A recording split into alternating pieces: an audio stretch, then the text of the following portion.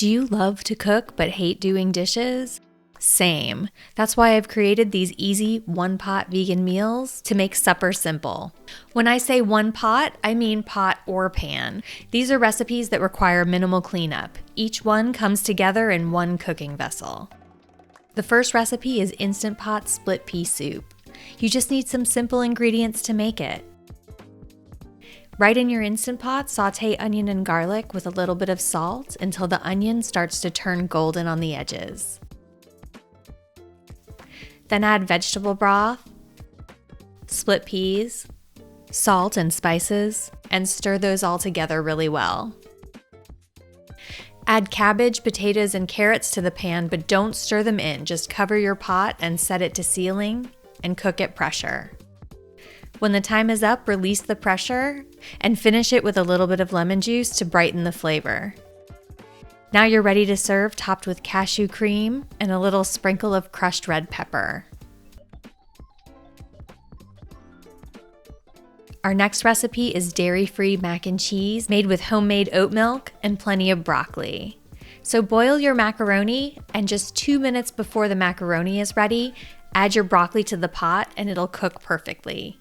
Now make the homemade oat milk by combining oats and water with onion powder, garlic powder, and salt. Blend that up until it's smooth and creamy, and then transfer it to the same pan that you cooked the pasta in. Bring it to a boil until it thickens, which will happen really quickly, and then add vegan cheese to the pan to make your sauce. Add the broccoli and macaroni to the pot and fold it into the cheese sauce. Flatten out the top and sprinkle on some French fried onions and bake until it's creamy and bubbly.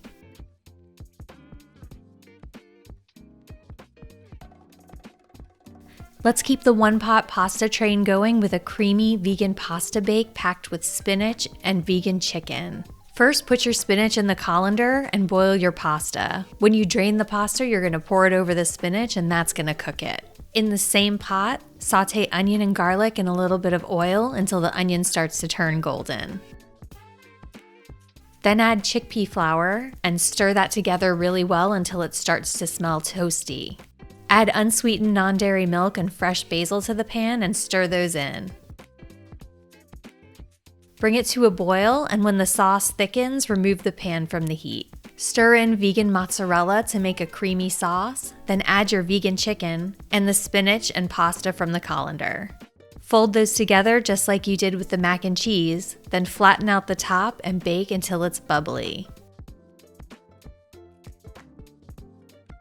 Up next, let's make veggie-packed Instant Pot risotto with white beans. Use your Instant Pot sauté function to heat a little bit of olive oil, then add onion, garlic, and carrots, and sauté until the onion and carrots are softened.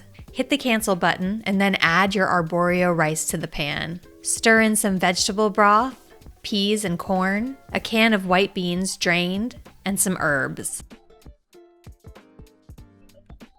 Set your pot to sealing and cook it at pressure until the rice is tender.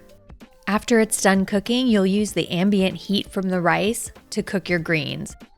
We're using quick cooking greens like spinach or baby kale here, so they'll wilt easily.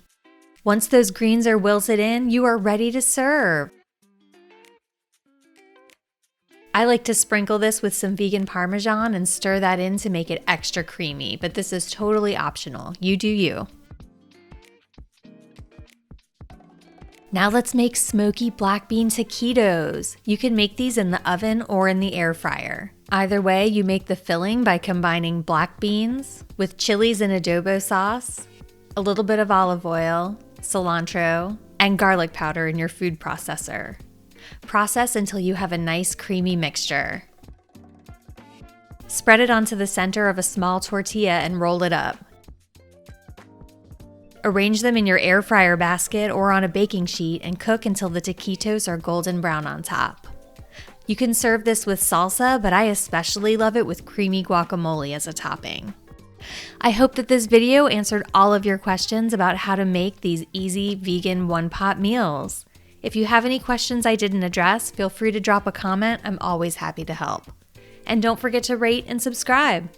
Happy cooking!